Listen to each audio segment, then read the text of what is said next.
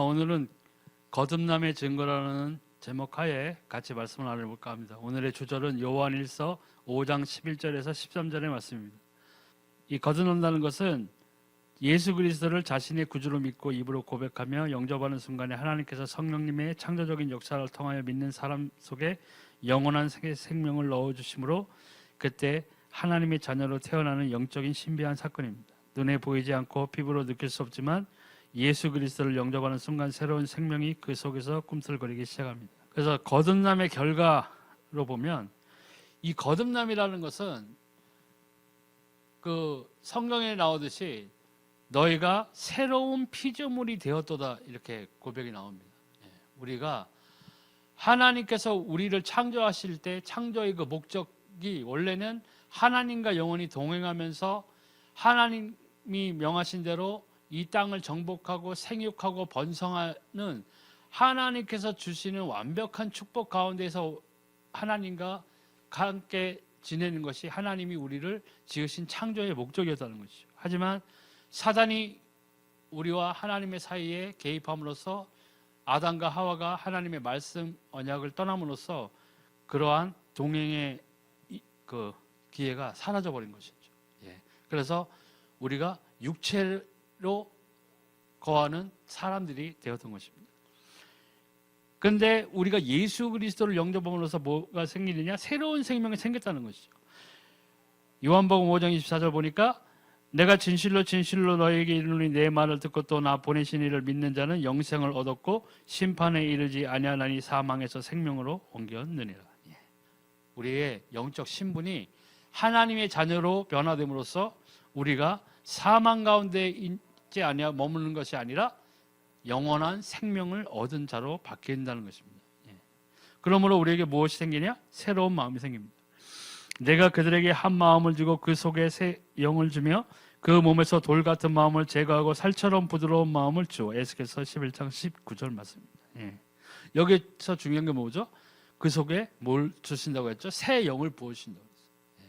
새 영이라는 것은 예수 그리스도를 통해서 우리가 받는 성령, 이제 하나님의 영이 다시 내 안에서 나와 함께 거하시면서 내 삶을 인도하시기 시작한다는 거죠.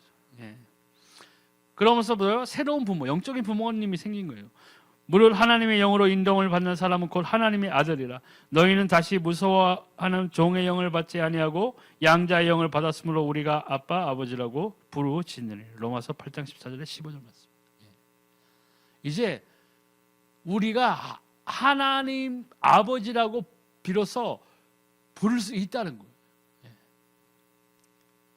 누구를 통해서요?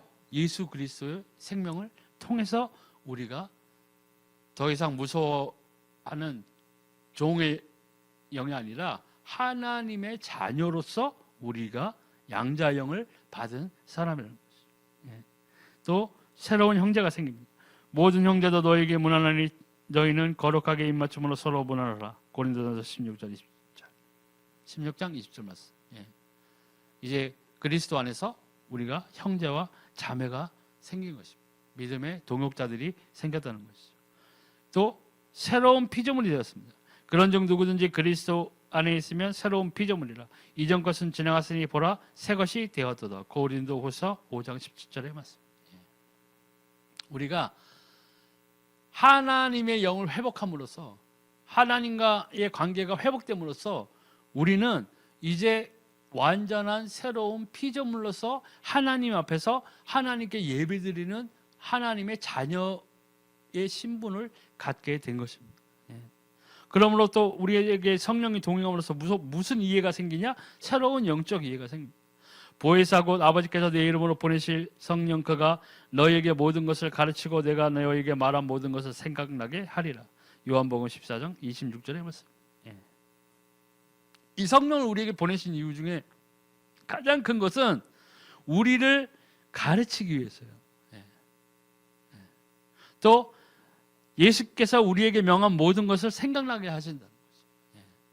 근데 이게 무작정 이게 되는 것이 아니라는 거예요. 그게 가장 주의할 점인데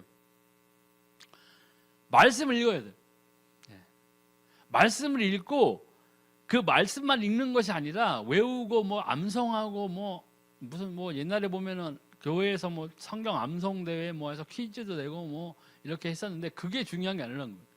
이 말씀이 내 삶에서 뭐예요? 이루어져요. 그걸 체험해야 돼요. 정말 우리가 하나님 앞에서 감사드리고 기뻐해야 될 것은 뭐냐? 하나님의 말씀이 이루어져요. 우리가 구원받은 것이 무엇이에요? 예수 그리스도께서 하나님의 말씀 그대로 그 언약 그대로 구세주로 이 땅에 그리스도의 직분을 다하기 위해서 오신 거예요. 그리고 그분이 십자가에 피 흘리시고 무덤에 들어갔다 사흘 만에 성경 그대로 부활하셔요. 사망을 이기는 생명이 되셨다. 그 언약의 성취가 있었다는 거예요. 바꿔 말하면 우리가 우리 삶에서 하나님의 말씀이 내 삶에서 이루어지는 것을 우리가 보고 즐거워해야 돼요. 기뻐해야 돼요. 과연 하나님의 말씀이 살아계시구나, 하나님의 말씀은 성취되는구나를 우리가 깨달아야 된다는 거예요. 체득해야 돼요. 단순히 여기 앉아서 예배당에서 박수치고 찬송한다고 해서 이게 자동적으로 레벨업이 되는 게 아니라는 거죠. 내가 죽도록 노력해야 돼요. 죽도록 충성해야 돼요. 누구에게요? 하나님께. 예수 그리스도의 이름으로 기도할 때 우리가 응답을 받아야 된다는 거예요. 그리고 우리가 말씀을 읽고 묵상하고 해야 성령이, 내가 뭐 말씀을 알아야 뭐 역사할 거 아니에요. 맹탕 아무것도 모르는데. 단순히 성령께서 무슨 나에게 성경을 가르치는 성경 교사는 아니라는 얘기예요. 내가 하나님의 말씀을 먼저 읽고 내가 그 말씀대로 살기로 작정하고 그 말씀을 쫓아 산다는 것은 하나님의 말씀대로 살겠다는 게 그거예요. 그럴 때에 아브라함이 첫 발을 그 본토 아비집을 떠나는 심정으로, 결단으로 우리가 발걸음을 이제 하나님께로 향해서 한 발짝 한 발짝 나가야 된다는 거예요. 그때에 성령께서는 우리의 삶을 인도하신다는 거예요. 나는 가만히 애굽으로 막 달려가고 있고 세상 것으로 나는 가득 차가지고 살고 있는데 어떻게 성령의 인도를 내가 받겠다고 하는 건 진짜 큰 오산이에요. 왜요? 성경에 나와 있잖아요. 성령의 소욕, 육체의 소욕 서로 다투게 돼 있어요. 성령을 우리가 보내신 일이 뭐라고 그랬어요? 육체의 소욕을 이루지 않게끔 성령을 우리가 보내신 거예요. 육체를 따라 살지 않게끔. 근데 우리는 육체의 욕심을 따라 살면서 교회는 나오지만 그 육체의 욕심을 이루기 위해서 아둥바둥 살아가고 있는데 어떻게 성령의 인도를 받고 산다고 우리가 얘기할 수 있겠냐는 거죠. 목사님이 여기 강대상에 서가지고 우리 모든 교인들은 다 성령 충만하고 성령의 인도대로 잘 살고 있습니다 선포해도 소용없어요. 내가 그렇게 안 살면. 그러니까 사람들이 착각한다고요. 나 우리 목사님 칭찬받았는데 우리 목사님이 나 성령의 인도대로 산다고 그러는데 그래서 도박해. 그게 성령의 인도예요? 말이 안 되잖아요. 우리는 철저하게 하나님 앞에서 우리가 구원받은 자라면 하나님께로 돌아가야 돼요. 딴 거 필요 없어요. 하나님께로 돌아가야 돼요. 말씀을 따라 살기로 작정해야 된다고요. 그때서야 우리가 성령의 인도를 받기 시작하는 거예요. 새로운 도덕적인 경향이 생기죠. 너희가 그가 의로우신 줄을 알면 의를 행하는 자마다 그에게 선한 줄을 알리라. 요한일서 2장 29절. 그 의가 뭐예요? 하나님을 쫓아 사는 삶이에요. 하나님을 믿는 자예요. 옛날에 소돔과 고모라가 의인이 없어 망했잖아요. 그 의인이 뭐예요? 단순히 착한 사람 이게 아니에요. 하나님을 믿는 사람. 그 의인이 없어 멸망한 게 소돔과 고모라라고요. 왜 그럴까 저는 생각해 봤거든요. 답이 나왔어요. 믿는 자가 있어야, 의인 열이라도 있어야 그 소돔과 고모라에 전할 거 아니에요. 하나님 말씀을 전할 거 아닙니까? 그 사람이 없었다는 거예요. 믿는 자가 없다는 것, 하나님을 믿는 자, 하나님의 의인이 없다는 것은 뭐예요? 희망이 없다는 거예요. 왜요? 들을 수가 없어. 하나님의 말씀을 들을 수가 없어요. 그 소돔과 고모라가 악이 아주 관영했고 동성애가 아주 그냥 동네 애들 장난처럼 그렇게 성행했던 악의 소굴이었다고요. 하나님을 떠난 자들의 대표적인 모습이었단 말이죠. 근데 그 가운데 뭐가 없었어요? 하나님의 말씀을 전할 자가 없었다는 거예요. 멸망한 거예요. 그러므로 우리는 그 의로움으로, 나의 의로움으로 구원받는 건 절대 아니에요. 내가 아무리 선하고 착하고 선행을 하고 해도 내가 예수 그리스도의 생명이 없다? 구원 못 받은 거예요. 못 받아요. 절대 못 받아요.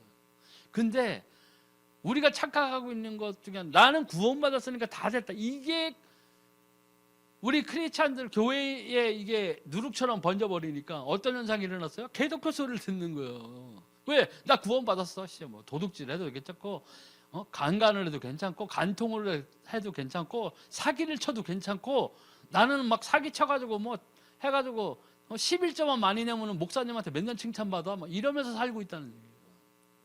하지만 그게 아니라는 거죠. 몇 살 누누이 말하지만 성경을 보세요. 요한계시록에 나오는 거룩한 행실이 뭐예요? 세마포 옷이에요.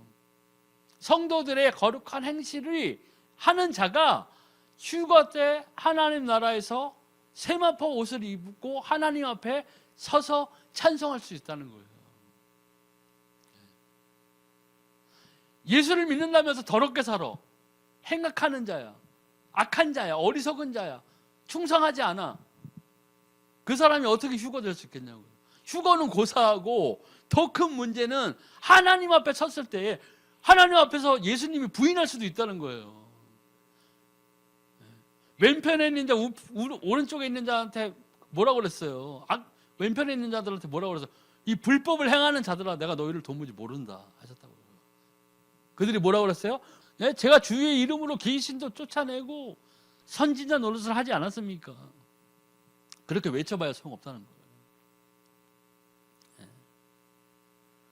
거예요. 성경에 또 나와 있죠. 하나님께서는 우리에게 은사를 주세요. 근데 은사를 주심에 뭐가 없다고 그랬어요? 후회하심이 없다고 그랬다고요. 뺏진 않았어요. 뺏지 않는다는 얘기예요.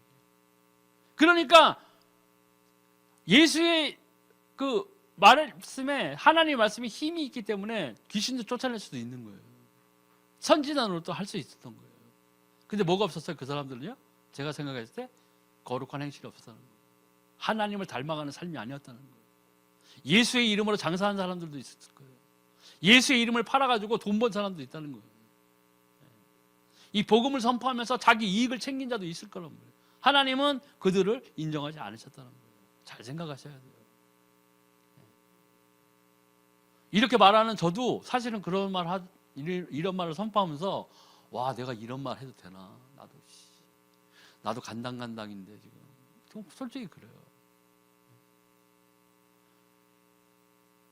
근데 우리가 이런 말씀을 들었을 때, 우리가 성경을 읽었을 때 내 마음에 안 드는 구절은 막 그냥 없이 생각해. 막 그냥 지워버려. 그냥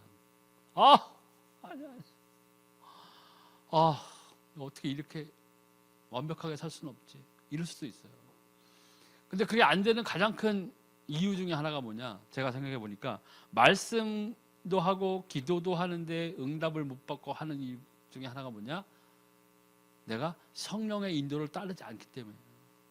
근데 성령의 인도를 따르지 않는다는 것은 성경에서 해답을 찾아야 돼요. 내가 육체의 소욕에 불타고 있는 거예요 지금. 사도 바울을 따라서 하는 사람들이 있었어요. 그 당시에 그 사도행전을 보면. 근데 사도 바울이 그 사람들이 하는 그 모습을 보고 사도 바울이 얘기를 해줬다고요. 야, 육체의 정욕이 불타오르냐? 장가가라. 나처럼 이렇게 뭐 산다고.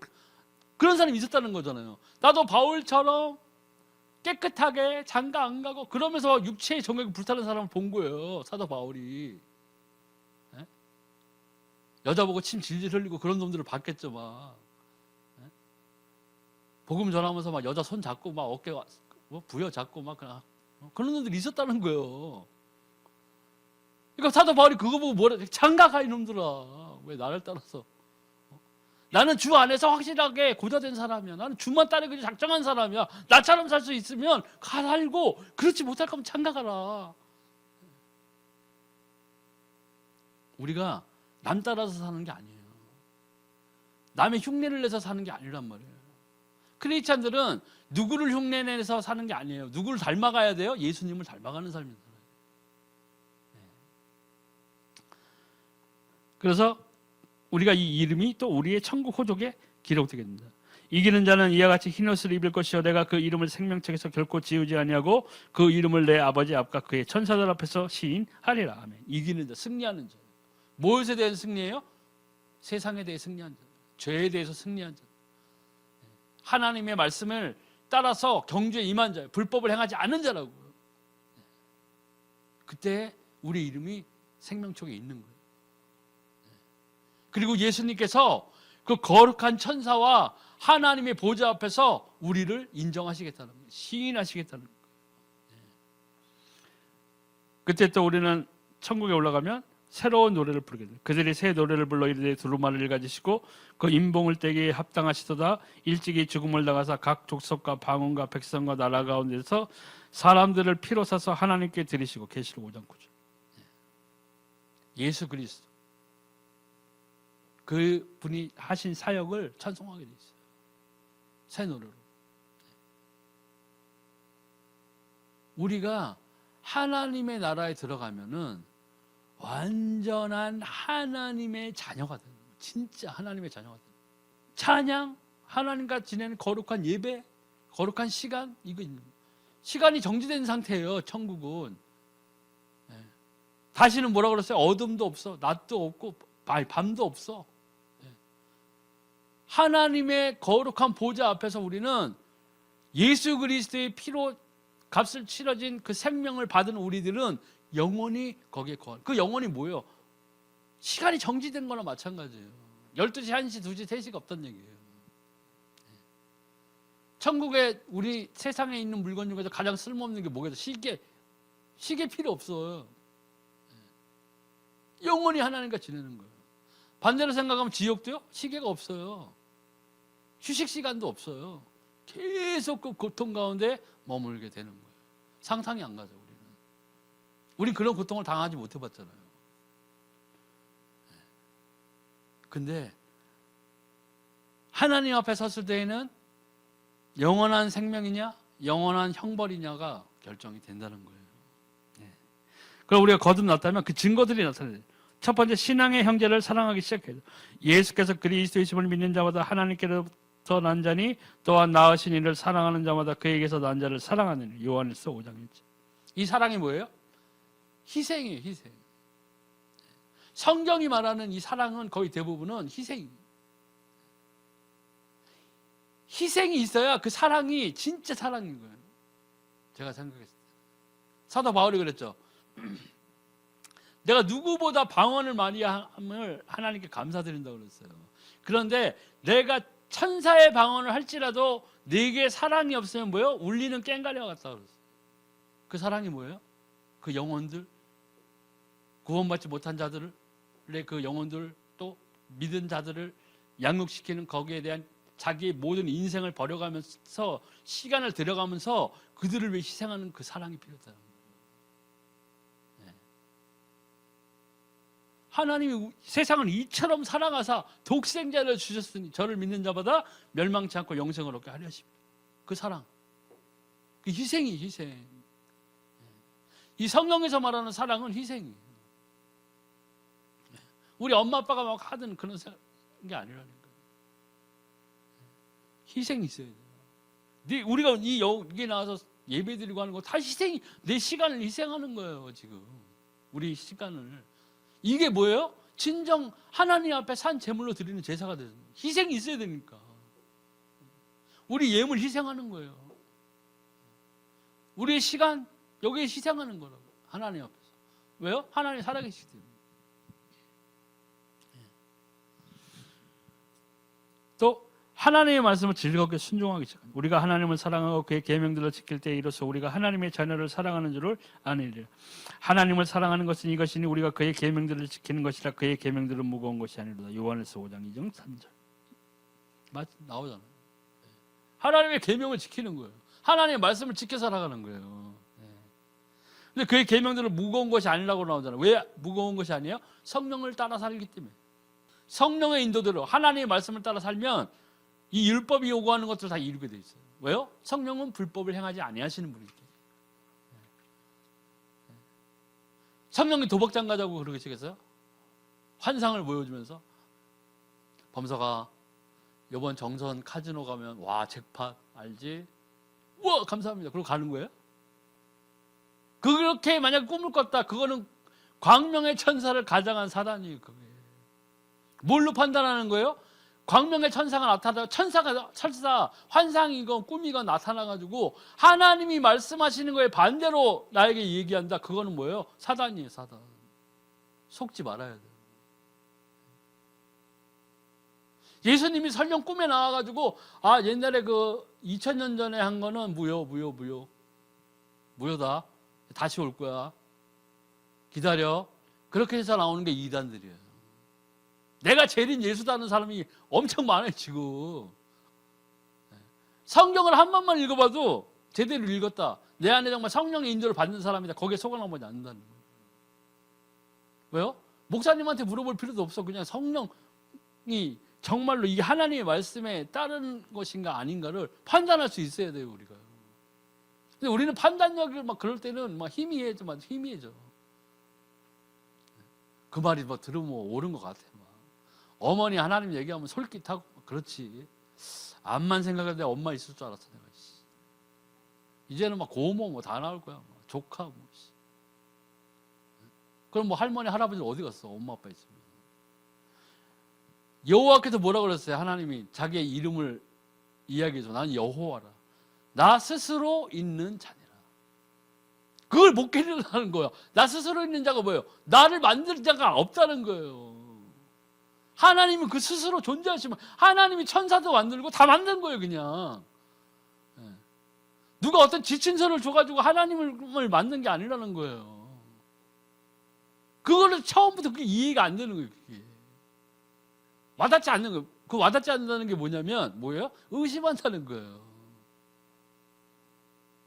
우리가 기도할 때 마음이 정함이 없는 자는 풍랑에 휩쓸리는 배와 같아서 뭐라고 그랬어요? 기도 응답 받을 생각조차 하지 말라고 그랬죠. 그게 뭐예요? 의심한다는 거예요. 기도하면서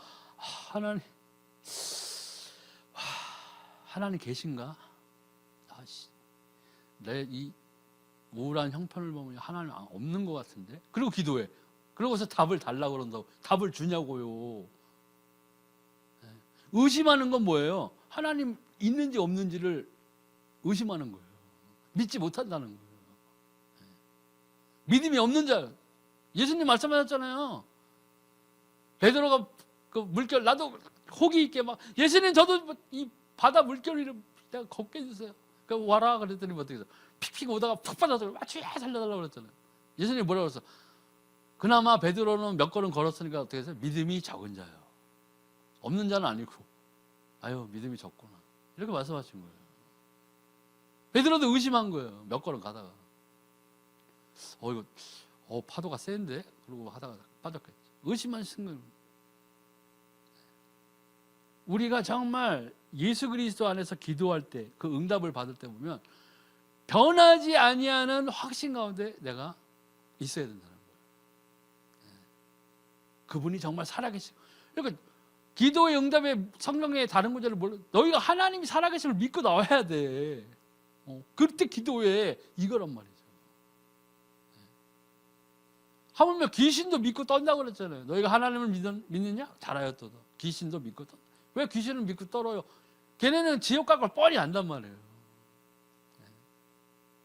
그리고 옛날에 그 사도행전 거기 봐요. 그 데스상의 아들들인가 누군가가 귀신 들린 자한테 가가지고 내가 바울이 명하는 예수, 바울이 믿는 예수의 뭐 이름을 칭하여 말하노니 귀신아 떠나가라 해서 귀신이 뭐라고 그랬어요? 내가 예수도 알고 바울도 알는데 너희는 뭐야 하고 다 달려들어가지고 걔네들 옷 다 찢어버렸잖아요. 그런 꼴을 당한다.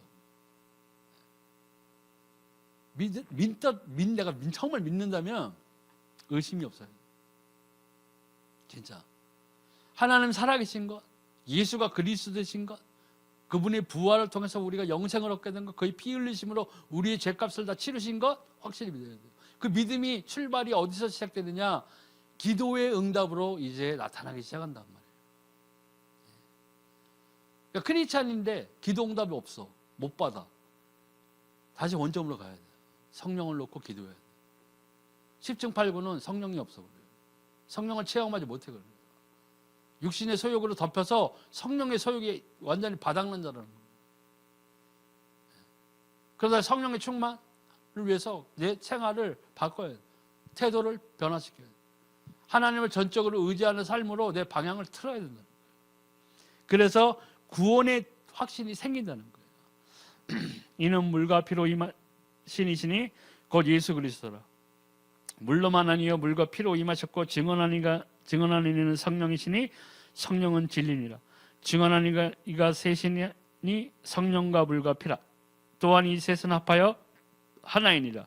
만일 우리가 사람들의 증언을 받을진대 하나님의 증거는 더욱 크도다. 하나님의 증거는 이것이니 그의 아들에 대하여 증언하신 것이니라. 하나님의 아들을 믿는 자는 자기 안에 증거가 있고 하나님을 믿지 아니하는 자는 하나님을 거짓말하는 자로 만드나니 이는 하나님께서 그 아들에 대하여 증언하신 증거를 믿지 아니하였습니다. 또 증거는 이것이니 하나님이 우리에게 영생을 주신 것과 이 생명이 그의 아들 안에 있는 그것이니라. 아들이 있는 자에게는 생명이 있고 하나님의 아들이 없는 자에게는 생명이 없느니라. 내가 하나님의 아들의 이름을 믿는 너에게 이것을 쓰는 것은 너희로 하여금 너희에게 영생이 있음을 알게 하려 함이라. 요한일서 5장 13절 말씀. 가장 핵심이 나오잖아요. 아들이 있는 자에게는 생명이 있어요.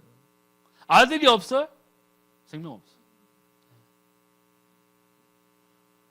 우리가 정말 예수 그리스도를 구주로 시인하고 영접하여 들었다면 그 다음에 따라 들어와야 되는 것은 성령이에요. 성령을 받아야 돼요.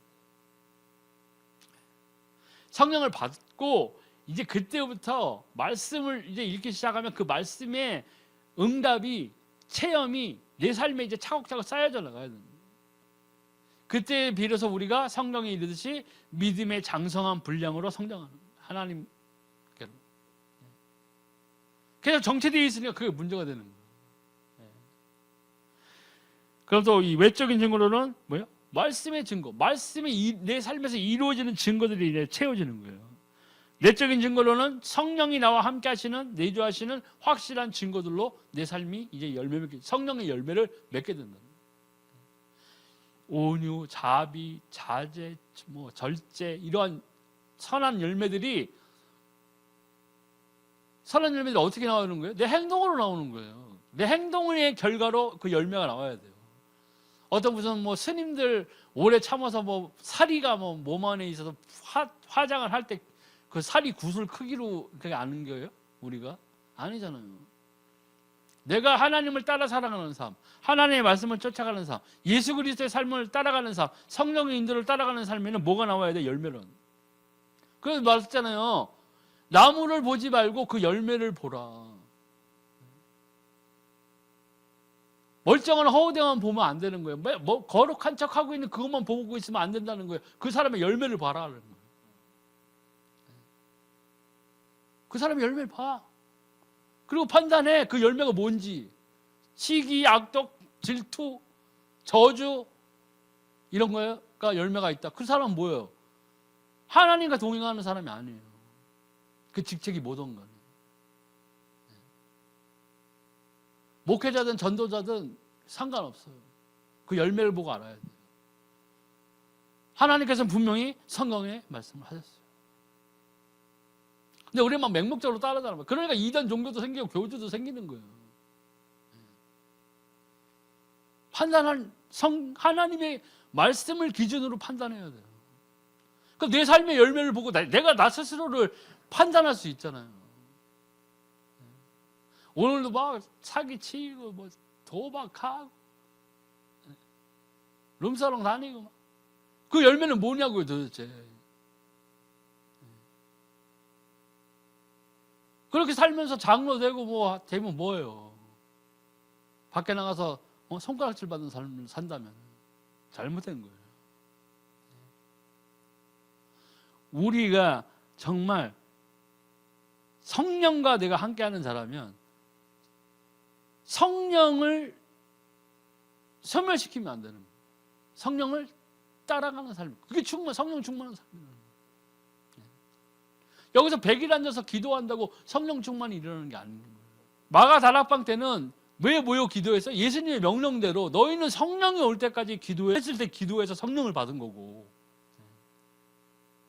성령을 받았다면 그 성령의 인도대로 하나님이 내 삶에서 이루고자 하는 일들을 내가 이루어질 수 있게끔 통로가 돼야 되는 거예요. 그래서 기도해야 되는 거예요. 그래서 기도 응답에 대한 확신이 저절로 당연히 따라오게끔 돼 있어요. 저도 마찬가지였고. 제가 얘기했잖아요. 제가 옛날에 기도하면 응답 분명히 하다니까요. 그래서 더 기뻤던 거예요. 그때서야 사도 바울의 고백이 이제 내가 체험되기 시작한 거예요. 사도 바울이 왜 항상 감사하고 기뻐하고 쉬지 않고 기도했느냐? 그의 삶에 하나님의 함께 하심의 증거로 기도의 응답, 전도의 문이 계속 열려요. 그거 놓고 기도한 게 뭐였어요? 전도의 문을 열어주세요. 제가 담대히 하나님의 말씀을 전하게 해주세요. 그 기도했어요. 하나님, 오늘 집회 텐트 5,000장 알죠?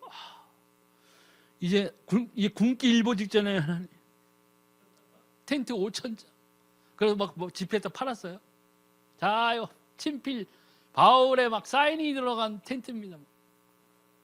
바울의 옷깃도 만지면 병나는 거 보셨죠? 와! 바울이 만든 텐트는 효과가 200배. 와! 이랬어요? 아니에요. 그는 하나님 앞에서 구한 것은 전도의 문, 그리고 하나님의 말씀을 담대히 전하게 돼요. 그럴 때 하나님이 그에게 모든 통로를 다 열어주신다. 그게 하나님과 그의 나라와 그의 의를 구하는 기도, 내 것이 없는 기도. 그러니까 우리는 정말 하나님 앞에서 기도할 것은 내게 들어가지 않은 기도 간구가 이제 나와야 된다는 거예요. 몇 번 얘기했잖아요. 욥의 기도. 하나님께서 완전한 자의 기도하면 보시라니까요. 자녀들을 위해서 기도할 때 뭐 낙타 500마리, 큰아들은 낙타 500마리, 딸은 양 2,000마리 이거 놓고 기도했냐고요? 아니잖아요. 내 자녀들이 하나님께 죄 짓지 아니하고 혹 죄를 진 게 있으면 하나님 내 자녀들의 죄를 용서해 주세요. 기도했어요. 그 기도를 하나님이 그 다음 구절을 뭐라고 그랬어요? 이와 같이 욥의 행사가 여호와 앞에서 완전하더라. 사실 기도할 때 내게 빠진 기도가 나와야 돼요. 하나님을 찬미함으로 하나님을 찬송하고 하나님을 인정하는 기도를 하고, 내가 하나님 저에게 저의 차라리 기도할 때 하나님, 제가 이 하나님의 말씀이 내 삶에 이루어지길 바랍니다. 하나님, 제가 어떠한 일을 만나든지 하나님의 말씀을 벗어나지 않는 삶, 하나님을 인정하는 삶, 하나님을 따르는 삶, 성령의 인도를 밝히 알 수 있는 지혜를 나에게 주세요 하고 기도하란 말이에요. 그럴 때 하나님께서 내가 갖고 있던 그런 문제들을 하나님이 자연히 그 통로를 열어주신다는 거예요. 인도하시면서. 예. 바꿔야 돼요, 우리가. 예. 또 그를 향하여 우리가 가진 바 담대함이 이것이니 그의 뜻대로 무엇을 구하면 들으십니다. 우리가 무엇이든지 구하는 바를 들으시는 줄 아는즉 우리가 그에게 구한 그것을 얻는 줄을 또한 아느니라. 요한일서 5장 14절 15절. 예. 여기 뭐 제일 중요한 거 뭐 나오잖아요. 그의 뜻대로 구해라. 예. 말씀 안에서 구하라. 말씀 안에서 구하라. 하나님의 뜻 안에서 구하라. 예. 기도 응답의 열쇠가 비밀이 여기 있는 거예요. 근데 우리는 뭐예요? 그의 뜻이 아니라 내 뜻으로 막 기도하잖아요. 그러니까 응답받기가 굉장히 힘든 거예요. 그리고 네 번째로 깨끗하고 거룩한 삶을 살려는 의지가 생겨요. 목표가 생긴다고요. 하나님께로부터 난 자는 다 범죄하지 아니하는 줄을 우리가 아노라. 하나님께로부터 나신 자가 그를 지키심에 악한 자가 그를 만지지도 못하느니라. 요한일서 5장 18절. 근데 우리는 욕 뒷구절만 가지고 매달려 그냥. 하나님께서 나신 자가 그를 지키시며 악한 자가 그를 만지지도 못하는, 이것만 가지고 해. 근데 앞에는 뭐가 필요한 거예요? 죄 짓지 말아야 돼요. 한마디로 죄에 더럽혀지고 세상에 빠져 산다면은 이게 안 된다는 거예요. 한마디로 하나님께서 우리를 지킬 수 없다는 거예요. 왜요? 내 마음에 타락한 대로, 내 욕심대로 행하기 때문에. 어떻게 보면 사단도 억울할 거야. 내가 요처럼 살면서 그렇게 정말 하나님 앞에서 사단이 시기할 정도로 하나님한테 한번 욥을 시험해 보세요 할 정도로 내가 잘 살고 있는 사람이에요? 여러분들이 다 그렇게 욥처럼 그렇게 살고 있는 분이에요? 그렇지도 않으면서 만약에 어려움이 겪고 내가 하나님 앞에서 죄 지은 것이 있다면 이게 안 된다는 거예요. 그건 사단이 아니라 성경이 나온 대로 욕심이 잉태하여 죄를 낳고 죄가 장성하여 사망이 이르는 것처럼 내 욕심이 나오는 거예요. 욕심이 나오면 어떻게 돼요? 성령의 속이 떨어지게 돼 있어요. 막히게 돼 있다는 거예요. 하나님과의 통로가 막히게 됐다는 거예요. 기도 응답이 오지 않아요. 그렇기 때문에 우리가 성령이 나와 정말 함께 하고 있다면 성령을 따라가는 삶, 이게 억지로 나는 막 깨끗하고 거룩하게 살아야지 이게 아니에요. 성경이 말하는 이 깨끗하고 거룩한 삶이 이루어진다는 것은 성령을 따라 하나님의 말씀을 지켜 살아가는 삶을 살면 율법이 요구하는 것을 다 이루게끔 돼 있다고요. 십계명만 따라가도 웬만한 죄는 다 피해요. 우리가 정말 성령의 인도대로 살고자 하는 자인지 하나님의 말씀을 따라 사는 자인지 내가 스스로 점검하고 내가 나를 진짜 육체를 채찍질해서라도 하나님의 말씀을 따라 살기로 우리가 방향을 바꿔야 돼요. 또 인생을 믿음으로 이기면서 살게 됩니다. 무릇 하나님께로부터 난 자마다 세상을 이기느니라. 세상을 이기는 승리는 이것이니 우리의 믿음이니라. 요한일서 5장 4절입니다. 세상을 이기는 믿음 있어야 돼요. 세상을 이기는 믿음은 결국 세상과 함께 타락하는 사람이 아니라 세상이 나에게 어떠한 유혹을 주고 나에게 어떠한 시험이 닥치더라도 내가 말씀을 지켜 살아가는 이 나의 행로를 하나님 앞에 보여드려야 된다는 거예요. 그게 세상을 이기는 믿음을 가진 자가 살아가는 방법이라는 거예요. 또 제일 중요한 것 중에 하나가 예수를 제일주의로 살게 됩니다. 갈라디아서 2장 20절. 내가 그리스도와 함께 십자가에 못 박혔나니 그런즉 이제는 내가 사는 것이 아니 오직 내 안에 그리스도께서 사시는 것이라. 이제 내가 육체 가운데 사는 것은 나를 사랑하사 나를 위하여 자기 자신을 버리신 하나님의 아들을 믿는 믿음 안에서 사는 것이라. 갈라디아서 2장 20절. 딴 거 아니라 이 사도 바울의 고백은 예수 그리스도를 믿고 난 후에 사역을 통해서 성령이 원하는 대로 성령이 이끄는 방향대로 내 삶을 걸어가다 보니까 야, 이제는 이게 내가 지금 걸어가고 있는 이 길이 나의 목표, 내 인생의 즐거움 이런 것이 아니구나. 내가 진짜 예수 그리스도 안에서 예수 그리스도를 믿는 믿음 가운데에서 내가 지금 걸어가고 있다는 고백을 한 거예요. 거치대가 아니라 진짜 자신의 삶이 이 성경 구절에 나오는 것을 그대로 증명하고 있었어요. 우리의 삶이 이렇게 돼야 돼요. 이게 진짜 예수 그리스도 안에서 장성한 분량에 이른 사람의 모습이라는 거예요. 우리가 닮아가야 돼요. 바울이 얘기했잖아요. 나를 봐. 나를 따라해. 자신이 있었던 거예요. 충만했던 거예요. 성령이. 딴 거 볼 거 없어. 나를 봐. 나를 따라해. 나를 따라와. 내가 사는 것을 봐. 이게 하나님을 사랑하는 사람의 길이야. 이게 하나님을 살아가는 사람의 행동이야. 나를 봐. 당당하게 얘기했던 거예요. 우리는 어때요? 자식들 아니 엄마 닮지 마, 아빠 닮지 마. 우리는 단순히 말로만 고백하는 자에서 그치는 것이 아니라 내 생활, 내 삶에서 이제는 하나님을 닮아가는 모습, 하나님이 나에게 명하신 것을 지키는 자, 말씀을 따라가는 자, 성령의 인도를 받는 자로 다시 거듭나야 돼. 그게 진짜 거듭난 자의 모습이라는 거예요. 이런 삶이 하루아침에 되는 것은 아니에요. 성령께서 역사하심으로 말미암아 점차적으로 변화됩니다. 거듭난 사람의 속에는 반드시 변화가 이르는, 변화가 전혀 없다면 자신의 구원을 다시 확인해야 돼요. 맞아요. 내가 단순히 예수 그리스도를 그리스도로 영접했다, 구주로 영접했다 그래서 다 끝나는 게 아니라는 거예요. 내가 영접하였다면, 하나님의 자녀가 되었다면 하나님의 자녀로서 사는 증거들이 내 삶에서 나와야 돼요. 몇 번 얘기했잖아요. 그냥 이렇게 전도하다 보면 그냥 하는 사람이 있어요. 귀찮으니까. 그리고 증거가 나와야 되는데 뭐예요? 예배 안 드린다니까요. 전혀 관심 없는 사람도 있어요. 그런 사람은 이 구원을 받았는지 안 받았는지를 확인해 봐요. 자기가 하나님 앞에서. 구원의 경험과 확신이 없다면 예수 그리스도를 다시 영접해야 돼요.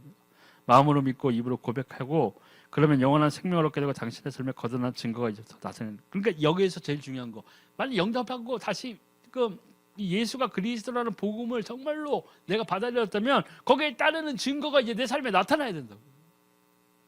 왜요?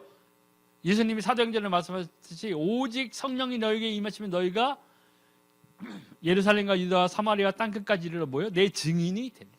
증인은 뭐예요? 본 자예요. 듣는 자예요. 현장에 있던 자예요. 예. 증인의 삶이 나와야 되는 거예요. 단순히 우리가 하는 입술의 고백에서 그치는 게 아니라 내 삶에서 예수 그리스도를 따라가는 삶의 성령의 열매들이 이제 내 삶에서 충만하게 나타나요. 그게 성령 충만이에요. 진짜 성령 충만한 삶은 그 열매를 보고 알 수 있는 거예요. 그 열매가 성령이 말하는 그 열매, 정말 온유한 삶, 자비로운 삶, 자제하는 삶, 절제하는 삶, 이런 것들이, 사랑의 열매들, 이런 것들이 나에게 충만하게 나타나야 돼요.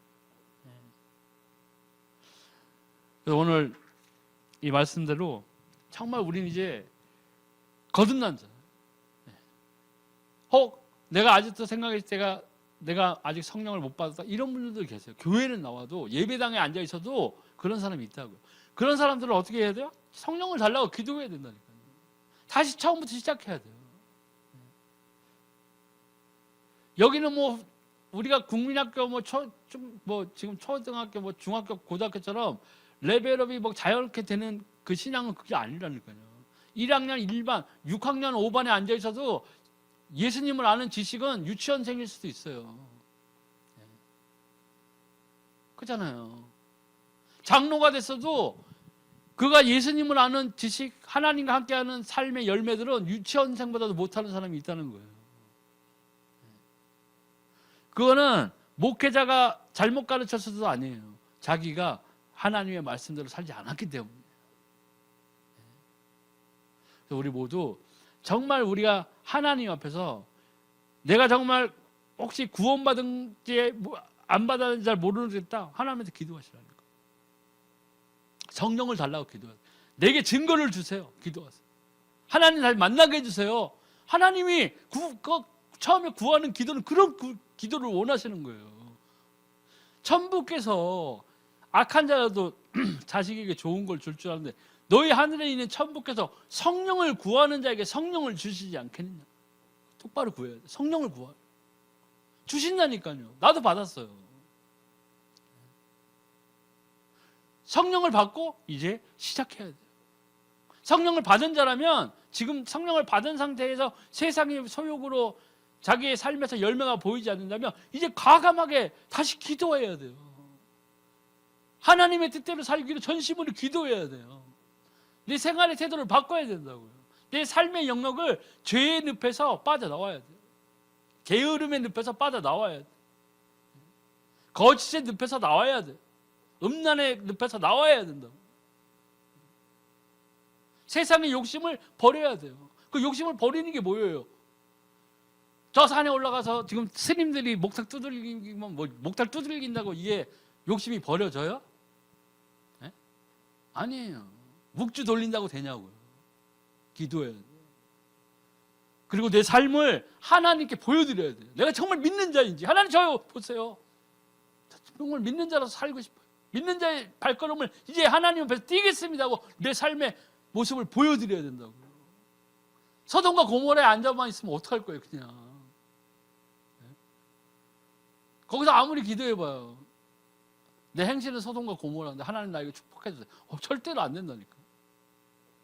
그래서 우리 모든 은혜성소 지체들은 성령을 정말로 내가 체험하지 못했다. 성령을 달라 기도하세요.